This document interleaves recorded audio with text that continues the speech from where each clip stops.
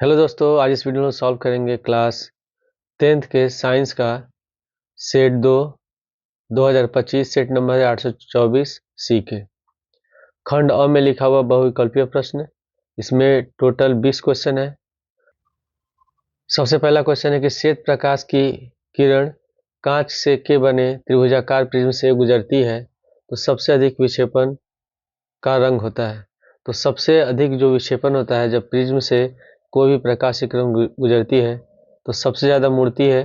पहले तो ये जब प्रकाश की किरण जाएगी प्रिज्म से तो 7 रंग में बढ़ जाती है और उसके बाद जो बैगनी रंग का प्रकाश होता है उसमें सबसे ज़्यादा विक्षेपण होता है। तो इसका आंसर होगा पहले का सी। क्वेश्चन नंबर 2 में लिखा है कि सूर्योदय एवं सूर्यास्त के समय क्षितिज पर आसमान दिखता है। तो जब सूर्योदय और सूर्यास्त होता है तो उस समय जो आसमान दिखता है वो लाल रंग का दिखता है। तो उसका आंसर हो जाएगा दूसरे का भी, रक्ताभ। क्वेश्चन नंबर 3 में लिखा है कि अवतल दर्पण के सामने स्थित किसी बिंदु से गुजरने वाली प्रत्येक प्रकाश की किरण दर्पण से परावर्तन के बाद वापस उसी बिंदु से पुनः गुजरती है। तो जब अवतल दर्पण में किसी बिंदु से प्रकाश की किरण गुजरती है, एक तो फोकस हो गया, दूसरा हो गया वक्रता केंद्र। तो जब प्रकाश की किरण वक्रता केंद्र से होकर के जाती है तो जब परावर्तन होता है फिर परावर्तन के बाद फिर उसी बिंदु से गुजरती है। लेकिन अगर यहाँ परावर्तन होता है फोकस से जा रही है, अगर प्रकाश की किरण फोकस से जाएगी तो परावर्तन के पश्चात फिर मुख्य अक्ष से समांतर होकर निकल जाती है। तो जो ऑप्शन हमारा सही होगा तीसरे का होगा, दर्पण का वक्रता केंद्र।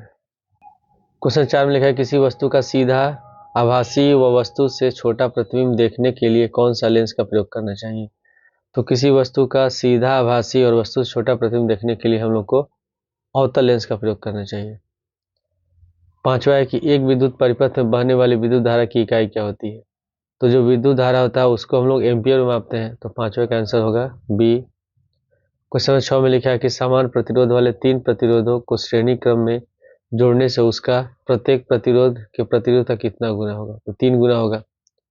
मान लेते हैं 3 प्रतिरोध है आर, पहला का प्रतिरोध आर है, दूसरे का भी आर है, तीसरे का आर है। और अगर तीनों को समांतर क्रम में जोड़ेंगे, मान लेते हैं तुल्य प्रतिरोध हमारा आर एस है, तो जब जोड़ेंगे तो हो जाएगा R plus R plus R, तो हो जाएगा 3R, यानी कि प्रत्येक प्रतिरोध का 3 गुना होगा। तो छठवें का आंसर हो जाएगा डी। क्वेश्चन 7 में लिखा है कि एक सीधे धारावाही विद्युत चालक के चारों ओर उत्पन्न चुंबकीय क्षेत्र प्रदर्शित होगा। तो किसी भी धारावाही चालक में जब विद्युत धारा प्रवाहित होता है तो उसके चारों जो उत्पन्न विद्युतीय क्षेत्र होता है वो इस तरह का वृत्ताकार होता है। तो इसका आंसर जो होगा 7वें का डी। भाग 2 में केमिस्ट्री का क्वेश्चन दिया है। 8वें में लिखा है खाने के सोडा का रासायनिक सूत्र है। तो खाने का सोडा का रासायनिक सूत्र होता है NaSCO3, इसको हम सोडियम बाइकार्बोनेट भी कहते हैं। तो 8वें का आंसर होगा बी। 9 में है कि ब्यूटेनोन का क्रियात्मक समूह क्या है। तो इसमें ओन लगा है, तो जो ओन का क्रियात्मक समूह होता है ये हम लोग का होता है डबल बॉन्ड सी फिर डबल बॉन्ड ओ। ब्यूटेनोन का क्रियात्मक समूह होगा 9वें का बी। 10वां है जस्ता धातु तनु HCl से क्रिया करके निम्नलिखित में कौन सी गैस उत्सर्जित करती है। तो जब धातु हम लोग के साथ अभिक्रिया करती है तो हाइड्रोजन गैस उत्सर्जित करती है। तो इसका आंसर हो जाएगा 10वें का सी। 11 में लिखा है कि शुद्ध जल का pH मान क्या होता है। तो शुद्ध जल का pH मान 7 होता है। क्वेश्चन 12 है अमलगम होता है। तो अमलगम जो होता है ये एक मिश्र धातु होता है। क्वेश्चन 13 में लिखा है कि निम्नलिखित में कौन सा हाइड्रोकार्बन एल्कीन है। तो इसमें जो एसिटिलीन है तो गैस है, मेथेन भी नहीं, एथेन नहीं है। 13वें का आंसर होगा सी, एथिलीन। इसके बाद उभाग 3 में बायो का क्वेश्चन है, बायोलॉजी क्वेश्चन है। तो सबसे पहले इसमें लिखा क्वेश्चन नंबर 14 द्विखंडन विधि द्वारा जनन होता है। तो द्विखंडन विधि द्वारा जनन पैरामीशियम में भी होता है, अमीबा भी होता है, यूग्लिना भी होता है। तो 14 का आंसर होगा डी, उपयुक्त सही। क्वेश्चन 15 में लिखा कि अलिंद और नीलय किस मानव अंग के होते हैं। तो अलिंद और नीलो जो होते हैं ये हृदय में पाए जाते हैं। तो 15 का आंसर हो गया ए। क्वेश्चन 16 में है कि निम्न में कौन सा पादप हार्मोन नहीं है। इसमें ऑक्सिन, जिबरेलिन और साइटोकाइनिन ये पादप हार्मोन है। जो इंसुलिन होता है ये मानव हार्मोन है। तो बताना है कि इसमें कौन सा पादप हार्मोन नहीं है। तो 16 का आंसर होगा सी। क्वेश्चन 17 में है कि पुष्प के जनन अंग है। पहला ए में दिया है बाह्य दल पुंज एवं पुंकेसर, दल पुंज एवं स्त्री केसर, पुंकेसर एवं स्त्री केसर और स्त्री केसर एवं दल पुंज। तो 17वें का आंसर होगा सी, पुंकेसर एवं स्त्री केसर। क्वेश्चन 18 में लिखा कि मेंडल ने गणित एवं विज्ञान का अध्ययन किस विश्वविद्यालय से किया था। तो मेंडल ने गणित और विज्ञान का अध्ययन किया था वियना विश्वविद्यालय से। क्वेश्चन 19 में लिखा है कि मेंडल के अनुसार निम्न युग में कौन प्रभावी लक्षण है। तो 19 का आंसर होगा बी, लंबा तना व गोल बीज। क्वेश्चन 20 में कि आहार श्रृंखला में प्रथम पोषीय स्तर बनाते हैं। तो आहार श्रृंखला में प्रथम पोषीय स्तर बनाते हैं उत्पादक। तो 20 का आंसर हो गया ए। अब इसके बाद खंड ब में वर्णनात्मक प्रश्न है। सबसे पहले इसमें फिजिक्स से क्वेश्चन है। पहला है कि आसमान में तारे क्यों टिमटिमाते हैं, समझाइए। तो इसका उत्तर है कि तारों से आने वाला प्रकाश पृथ्वी के वायुमंडल में विभिन्न परतों से होकर गुजरता है। वायुमंडल की परतें प्रकाश के मार्ग को बार बार मोड़ती है, जिससे प्रकाश का बार बार अपवर्तन होता है। जब यह प्रकाश पृथ्वी के वायुमंडल से गुजरता है तो ये परतें तापमान और घनत्व के अंतर के कारण प्रकाश को अलग अलग दिशाओं में मोड़ती है, जिससे तारों की चमक बदलती हुई प्रतीत होती है, जिसके कारण तारे टिमटिमाते हुए दिखाई देते हैं। क्वेश्चन 2 में लिखा कि अपवर्तन के नियम लिखिए। तो इसका उत्तर है कि अपवर्तन के 2 नियम निम्नलिखित हैं। पहला है कि आपतित किरण, अपवर्तित किरण और आपतन बिंदु पर अभिलंब तीनों एक ही तल में होते हैं। दूसरा नियम है कि किन्हीं 2 माध्यमों में और एक ही रंग के प्रकाश के लिए आपतन कोण की जया साइन आई और अपवर्तन कोण की जया साइन आर का अनुपात नियत होता है। नियत मतलब कांस्टेंट का। जब भी हम निकालेंगे एक रंग के प्रकाश के लिए साइन आई और साइन आर का अनुपात तो हमेशा एक ही मान आएगा, बराबर आएगा, तो उसको हम कहते हैं नियत। तो इसको हम लिख सकते हैं गणितीय रूप से साइन आई बटे साइन आर बराबर म्यू, और इसे हम स्नेल का नियम कहते हैं। क्वेश्चन 2 का पहला है कि आंख की समंजन क्षमता से क्या तात्पर्य है। तो इसका उत्तर होगा कि नेत्र लेंस की वह क्षमता जिसके कारण नेत्र लेंस सिलियरी मांसपेशियों की सहायता से अपनी फोकस दूरी को बदलकर दूर और पास की वस्तुओं को स्पष्ट रूप से देख पाता है, समंजन क्षमता कहलाती है। क्वेश्चन 2 में लिखा है कि 50 सेमी फोकस दूरी वाले उत्तल लेंस की क्षमता की गणना कीजिए। तो उत्तल लेंस की जो फोकस दूरी होती है हमेशा प्लस में होती है। तो इसकी फोकस दूरी है ए बराबर 50 सेंटीमीटर और हमको निकालना लेंस की क्षमता। तो लेंस की क्षमता का सूत्र होता है पी बराबर 1/f। तो ये जो फोकस दूरी किस में होता है, मीटर में, लेकिन यह फोकस दूरी सेंटीमीटर में दिया हुआ है। तो फॉर्मूला होता है पी बराबर 100/f और f बराबर है 50। तो हो जाएगा 100/50, 50 से 100 काट देंगे 2 बार में, तो इसका आंसर हो जाएगा 2 डायोप्टर। क्वेश्चन 3 का पहला है कि ओम का नियम क्या है, सूत्र सहित स्पष्ट रूप से समझाइए। तो उत्तर में हम लिखेंगे कि पहले हम लिखेंगे ओम का नियम, इसके बारे में फिर लिखेंगे किसी नियत ताप पर चालक के सिरों के बीच का विभवांतर भी चालक में प्रवाहित होने वाली धारा विद्युत धारा आई के समानुपाती होता है। यानी कि भी समानुपाती होगा आई। इसका मतलब कि अगर भी बढ़ता है तो आई भी बढ़ेगा, अगर भी घटेगा तो आई भी घटेगा। तो जब हम ये समानुपाती का जो चिन्ह होता है इसको हटाते हैं तो हम एक कांस्टेंट लिखते हैं, स्थिरांक लिखते हैं, और ये आर के बराबर होता है। तो भी बराबर हो जाएगा आर आई, जहाँ आर स्थिरांक है जिसे प्रतिरोध कहते हैं और इसका मात्रक ओम होता है। क्वेश्चन 2 में लिखा है कि विद्युतीय प्रतिरोधकों का श्रेणी क्रम संयोजन क्या है, सूत्र सहित समझाइए। इसका उत्तर है कि यदि पहले प्रतिरोध का दूसरा सिरा और दूसरे प्रतिरोध के पहले सिरे से जुड़ा हो तथा तीसरे प्रतिरोध का पहला सिरा दूसरे प्रतिरोध के दूसरे सिरे से जुड़ा हो, तो इस प्रकार के संयोजन को श्रेणी क्रम संयोजन कहते हैं। श्रेणी क्रम संयोजन में सभी प्रतिरोधों में समान धारा प्रवाहित होती है। माना 3 प्रतिरोध R1, R2, R3 श्रेणी क्रम में जुड़े हैं, तो तुल्य प्रतिरोध होगा R बराबर R1 plus R2 plus R3। तो इसमें मान लेते हैं कोई ये हम लोग का प्रतिरोध है, तो परिभाषा के अनुसार पहले प्रतिरोध का दूसरा सिरा, ठीक है, और ये हम लोग का दूसरा प्रतिरोध हो गया दूसरे प्रतिरोध का पहला सिरा, एक साथ जुड़े हो। उसी तरह फिर दूसरे प्रतिरोध का दूसरा सिरा और तीसरे प्रतिरोध का पहला सिरा जुड़ा हो। तो इस तरह का जो संयोजन होता है उसको हम कहते हैं श्रेणी क्रम संयोजन। क्वेश्चन 4 का पहला कि फ्लेमिंग के बाएं हाथ का नियम क्या है, समझाइए।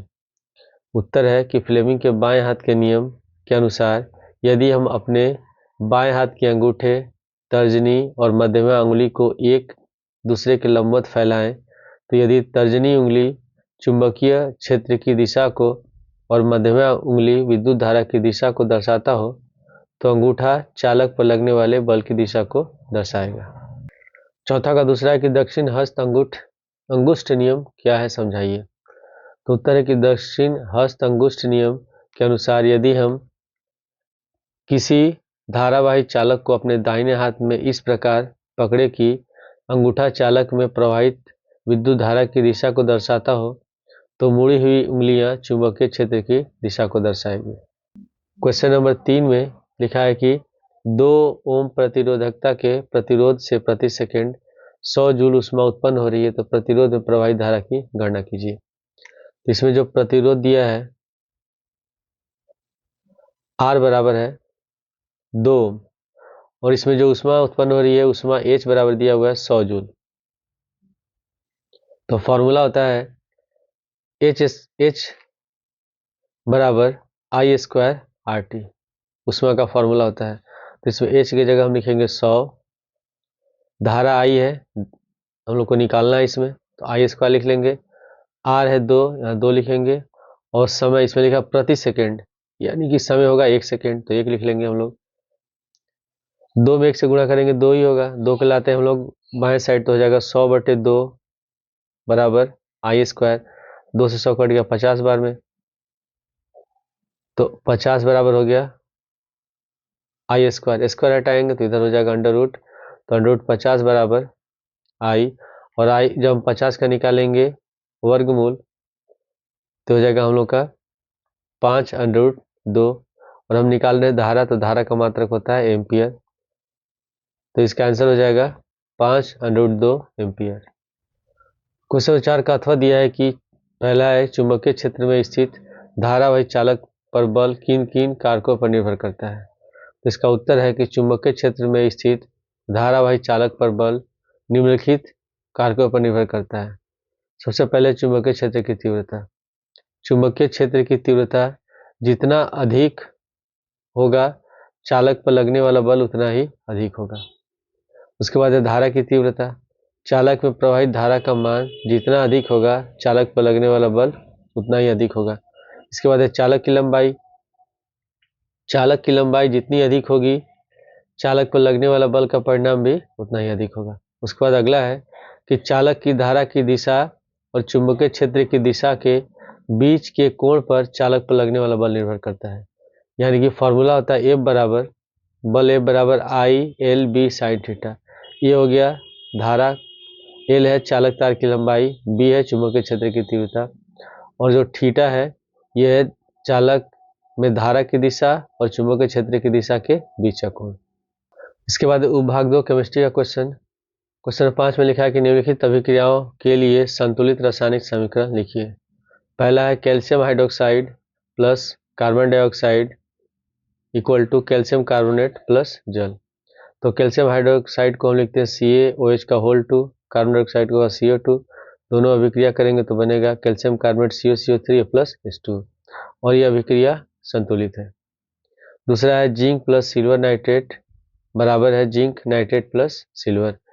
तो जिंक हो गया, उसका होता है संकेत Zn, सिल्वर नाइट्रेट का AgNO3, तो इसको जब हम संतुलित लिखना है तो 2AgNO3 होगा, इक्वल टू होगा ZnNO3 का होल 2 और प्लस 2Ag।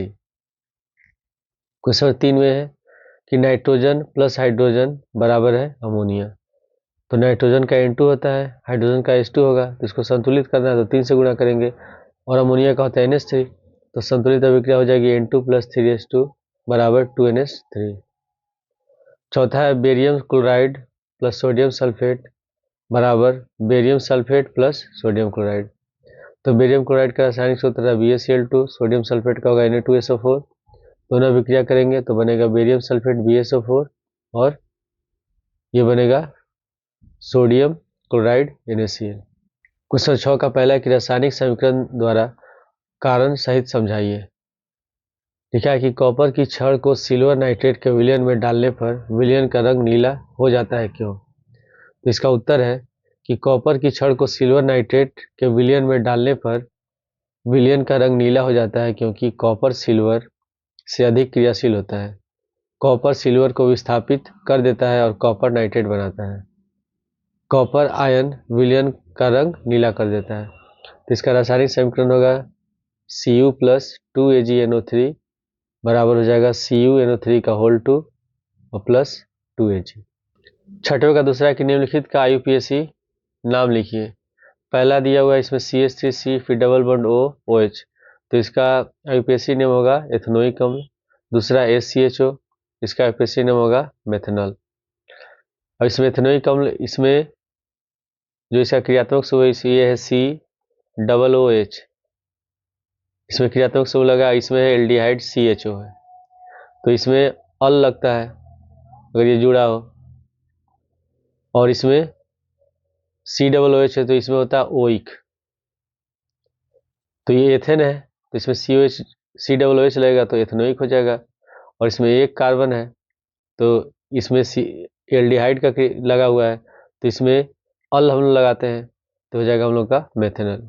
क्वेश्चन 7 में लिखा क्या होता है जब केवल रासायनिक समीकरण लिखे। पहला है कि सोडियम जल से क्रिया करता है, तो सोडियम जब जल से क्रिया करता है तो बनाता है सोडियम हाइड्रोक्साइड और हाइड्रोजन गैस, तो इसका रिएक्शन होगा 2Na प्लस 2H2 बराबर 2NOH प्लस H2। दूसरा है कि कैल्शियम ऑक्साइड जल से क्रिया करता है, तो कैल्शियम ऑक्साइड जब जल से क्रिया करता है तो बनाता है कैल्शियम हाइड्रोक्साइड और ऊष्मा उत्पन्न होती है, तो इसका रासायनिक समीकरण होगा COO प्लस H2O बराबर COH का होल 2 प्लस ऊष्मा। तीसरे में लिखा है कि लाल तप्त लोहे पर जल की वाष्प प्रवाहित करते हैं, तो जब लाल तप्त लोहे पर हम लोग जल का वाष्प प्रवाहित करते हैं तो आयरन ऑक्साइड बनता है और हाइड्रोजन गैस मुक्त होता है, तो इसका रासायनिक समीकरण होगा 3Fe प्लस 4H2O बराबर Fe3O4 प्लस 4H2। क्वेश्चन 4 में लिखा है कि एथेनॉल को सांद्र H2SO4 के आधिक्य के साथ 443 के केल्विन पर गर्म करते हैं, तो जब हम लोग एथेनॉल को सांद्र H2SO4 के अधिकता में 443 केल्विन पर गर्म करते हैं तो बनता है एथीन और जल बनता है, तो इसका रासायनिक सूत्र होगा रासायनिक समीकरण होगा इसका C2H5OH, यहाँ लिखेंगे सांद्र H2SO4 और बनेगा हम लोग का C2H4 प्लस H2O। क्वेश्चन 5 में लिखा कि एथिल अल्कोहल सोडियम के साथ क्रिया करता है, तो जब एथिल अल्कोहल सोडियम के साथ क्रिया करता है तो बनाता है सोडियम एथोक्साइड और हाइड्रोजन गैस मुक्त होता है, तो इसका रासायनिक समीकरण होगा 2CH3CH2OH प्लस 2Na बराबर 2CH3CH2ONA प्लस H2। छठवा है कि मेथेन का दहन होता है, तो मेथेन का जब दहन होता है तो कार्बन डाइऑक्साइड गैस बनता है और जल बनता है, ये होगा CH4 प्लस 2O2 बराबर CO2 plus 2H2। Question number 7 का अथवा है निम्नलिखित पर संक्षिप्त टिप्पणी लिखिए। पहला है साबुनीकरण, इसका उत्तर होगा कि उच्च अणुभार वाले मोनोकार्बोसाइक्लिक अम्लों के सोडियम तथा पोटेशियम लवण वाले अणु साबुन कहलाते हैं। ये लवण तेलों और वसाओं के तनु NOH जिसको कहते हैं सोडियम हाइड्रोक्साइड या KOH पोटेशियम हाइड्रोक्साइड द्वारा जल के अपघटन से प्राप्त किए जाते हैं, इस क्रिया को साबुनीकरण कहते हैं। दूसरा है हाइड्रोजनीकरण अभिक्रिया, ऐसी रासायनिक अभिक्रिया जिसमें असंतृप्त यौगिक का हाइड्रोजन के साथ संयोग करा के संतृप्त हाइड्रोकार्बन बनाया जाता है, हाइड्रोजनीकरण अभिक्रिया कहलाती है। यह अभिक्रिया एक उत्प्रेरक निकेल पैलेडियम या प्लेटिनम की उपस्थिति में कराई जाती है।